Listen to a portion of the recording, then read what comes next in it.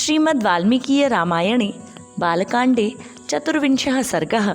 महर्षि वाल्मीकि जी द्वारा निर्मित रामायण के बालकांड का यह 24वां सर्ग है। इससे पूर्व सर्ग की कथा में हम श्रवण कर रहे थे, महर्षि विश्वामित्र अपने दोनों शिष्य श्री राम एवं लक्ष्मण जी के साथ सरयू और गंगा नदी के संगम पर रात्रि विश्राम करते हैं। आइए श्रवण करते हैं 24वें सर्ग की कथा का सार।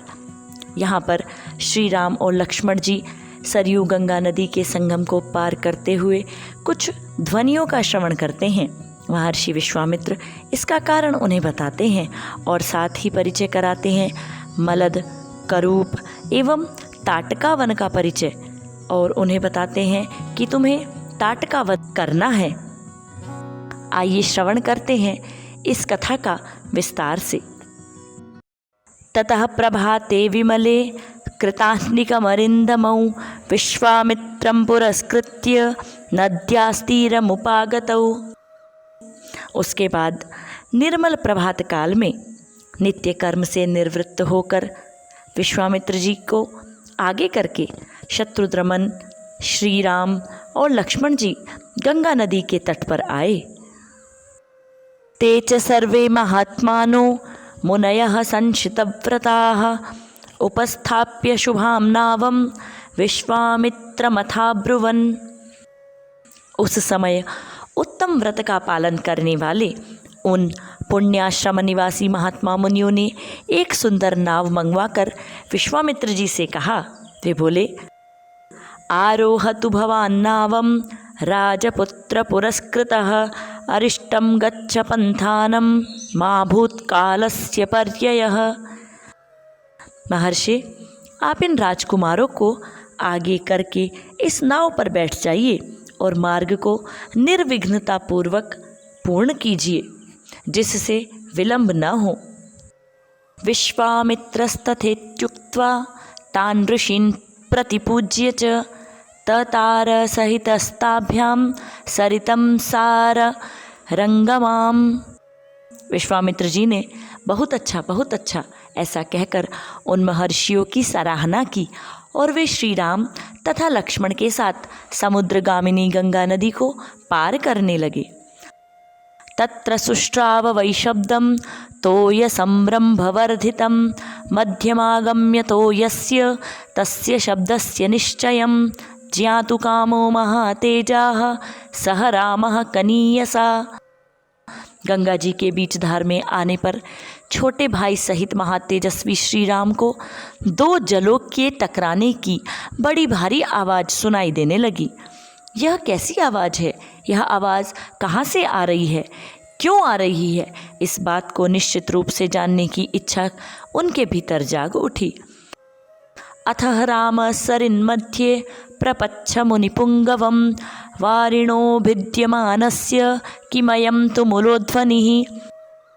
तब श्री राम ने नदी के मध्य भाग में मुनिवर विश्वामित्र से पूछा, जल के परस्पर मिलने से यहाँ ऐसी तुमुल ध्वनि क्यों उत्पन्न हो रही है? राघवस्य वचः श्रुत्वा कौतूहलसमन्वितं कथयामास धर्मात्मा तस्य शब्दस्य निश्चयम्। श्री रामचंद्र जी के वचन में इस रहस्य को जानने की उत्कंठा भरी हुई थी। उसे सुनकर धर्मात्मा विश्वामित्र जी ने उस महान शब्द अर्थात तुमुल ध्वनि का सुनिश्चित कारण बताते हुए कहा। महर्षि बोले, कैलास पर्वते राम मनसा निर्मितं परम ब्रह्मणा नरशार्दूल तेनेदं मानसं सरः। नरश्रेष्ठ राम, कैलास पर्वत पर एक सुंदर सरोवर है। उसे ब्रह्मा जी ने अपने मानसिक संकल्प से प्रकट किया था। मन के द्वारा प्रकट होने से ही वह उत्तम सरोवर मानस कहलाता है। तस्मात् शुश्राव सरसः सायोध्यामुपगूहते सरः प्रवृत्ता सरयुः पुण्या ब्रह्म सरश्च्युता। उस सरोवर से एक नदी निकलती है जो अयोध्यापुरी से सटकर बहती है। ब्रह्म सरस से निकलने के कारण वह पवित्र नदी सरयू के नाम से विख्यात है। तस्यायमतुलः शब्दो जाह्नवीम विवर्तते वारिसं क्षोभजो राम प्रणामं नियतः कुरु। उसी का जल गंगा जी में मिल रहा है। दो नदियों के जलों के संघर्ष से ही यह भारी आवाज आ रही है, जिसकी कहीं तुलना नहीं है। राम, तुम अपने मन को संयम में रखकर इस संगम के जल को ग्रहण करो। ताभ्यां तु तावुभौ कृत्वा प्रणाममतिधार्मिकौ तीरं दक्षिणमासाद्य जग्मतुर्लघुविक्रमौ।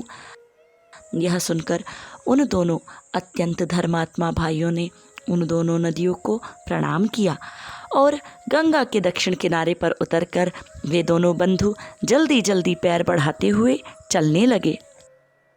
सवनं घोर संकाशं दृष्ट्वा नरवरात्मजः अविप्रहत मैक्ष्वाकः पप्रच्छ मुनिपुंगवम्। उस समय इक्ष्वाकु नंदन राजकुमार श्री राम ने अपने सामने एक भयंकर वन देखा, जिसमें मनुष्यों के आने जाने का कोई चिन्ह नहीं था। उसे देखकर उन्होंने मुनिवर विश्वामित्र जी से पूछा, अहो वनमिदं दुर्गम झिल्लिका गण संयुतं भैरवैः श्वापदैः कीर्णं शकुन्तैर्दारुणारवैः नाना प्रकारैः शकुनैर्वाश्यद्भिर्भैरवस्वनैः। गुरुदेव, यह वन तो बड़ा ही अद्भुत एवं दुर्गम है। यहाँ चारों ओर झिल्लियों की झनकार सुनाई देती है। भयानक हिंसक जंतु भरे हुए हैं। भयंकर बोली बोलने वाले पक्षी सब ओर फैले हुए हैं। नाना प्रकार के विहंगम भीषण स्वर में चहचहा रहे हैं। सिंह व्याघ्रवराहैश्च वारणैश्चापि शोभितं ध्वाश्वकर्णककुभैर्बिल्वतिन्दुकपाटलैः संकीर्णं बदरीभिश्च किं विन्दं दारुणं वनम्। सिंह, व्याघ्र, सुअर और हाथी भी इस जंगल की शोभा बढ़ा रहे हैं। धव अर्थात धौरा, अश्वकर्ण एक प्रकार के शाल वृक्ष, ककुभ अर्थात अर्जुन, बेल, तिंदुक अर्थात तेंदु, पाटल अर्थात पाडर तथा बेर के वृक्षों से भरा हुआ यह भयंकर वन क्या है? इसका नाम क्या है? तमुवाच महातेजा विश्वामित्रो महामुनिः श्रूयतां वत्सकाकुस्थ यस्यैतद्दारुणं वनम्। तब महातेजस्वी महामुनि विश्वामित्र जी ने उनसे कहा, वत्स, ककुत्सनंदन, यह भयंकर वन जिसके अधिकार में रहा है उसका परिचय सुनो। एतौ जनपदौ स्फीतौ पूर्वमास्तां नरोत्तम मलदाश्च करुषाश्च देव निर्माण निर्मितौ। नरश्रेष्ठ, पूर्व काल में यहाँ दो समृद्धशाली जनपद थे, मलद और करुष। ये दोनों देश देवताओं के प्रयत्न से निर्मित हुए थे। इस सर्ग की कथा को हम यही विराम देते हैं। आगे की कथा जिसमें बताया जाएगा इस भयंकर वन के विषय में और समृद्धशाली जनपद मलद और करुष के विषय में, उसकी कथा का विस्तार हम अगले भाग में श्रवण करेंगे।